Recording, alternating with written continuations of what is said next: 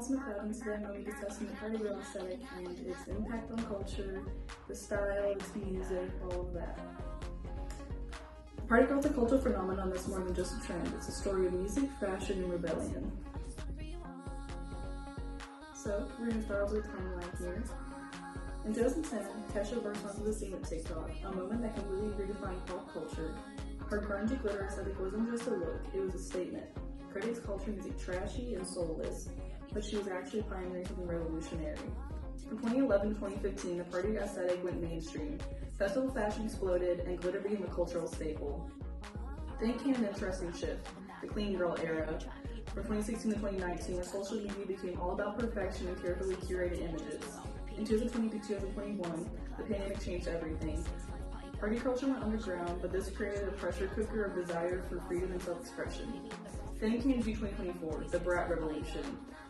Charli XCX drops her album Brat, and suddenly everything changes. 365 Party Girl becomes more than a lyric, it's a cultural touchstone. The Brat green color becomes an instant identifier of this new aesthetic. Now let's break down what makes the party girl aesthetic so complex. Our Venn diagram shows it's not just about one thing. In the music circle, we've got rave-inducing beats, lyrics about partying, references to substance abuse. In the fashion circle, tube tops, miniskirts, sequins, strappy heels. That's what makes the party girl. The lifestyle circle represents that no-sleep mentality, rejecting perfectionism and battling spontaneity. Where these circles overlap is where the magic happens. Glitter becomes more than an accessory, it's a statement. The strategic messiness, attitude of authenticity. Let's talk about our two iconic party girl musicians. Kesha. She wasn't just a pop star, she was a cultural disruptor. Excessive glitter, torn stockings, neon colors. She made messy being cool before it was a trend. Her 2010 hit TikTok wasn't just a song, it was an anthem for our current generation, Generation Z. Charli XCX represents the evolution. Her Brat album is more than just music, it's a state of mind. Described as chaotic, flashing, in your face, unstable, and fun, she's taken the party girl concept and elevated it to an art form. Charli represents the modern evolution of the party girl persona, being unapologetic, being authentic, and rejecting perfectionism in favor of honest expression. That's what makes a party girl. Brat, you're just that girl who is a little messy and likes to party and maybe says some dumb things sometimes. End quote. Oh, God. These lyrics are really true to Brat because they represent that the album's more than just having fun and partying.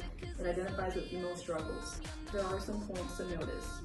There's a heavy usage of cocaine and other substances implied in the lyrics, and she also shows that clubbing and partying is really an addictive behavior. I'm going to cover the music and how it affects our brain.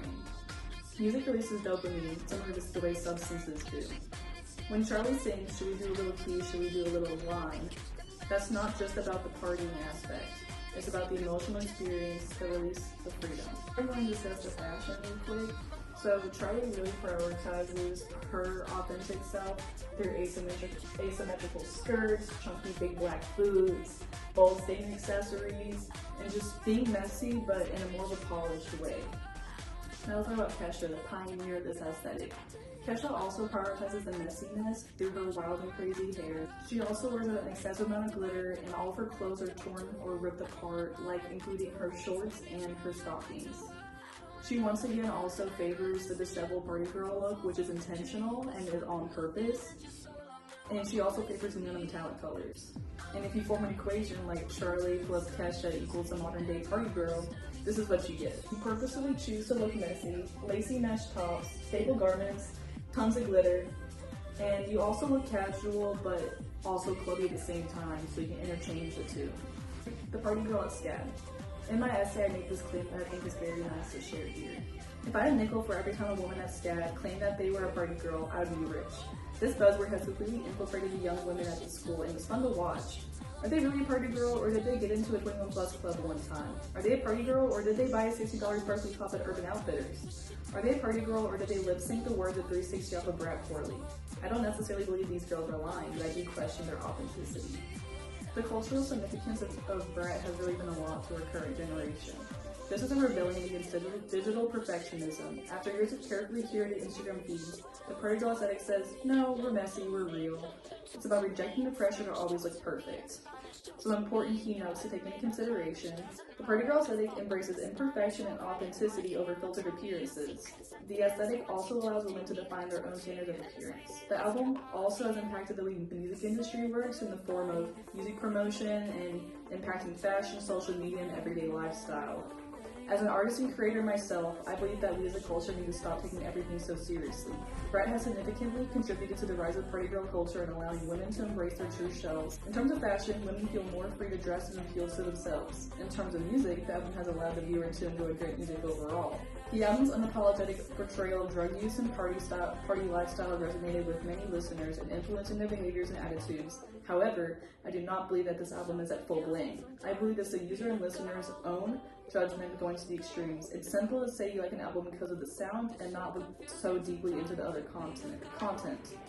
The Party Girl isn't just a look or a lifestyle. The Party Girl's a statement. From Kesha's Glitter Tears to Charlie's Brad Green Revolution, she represents something powerful, the right messy, authentic, and unapologetically yourself.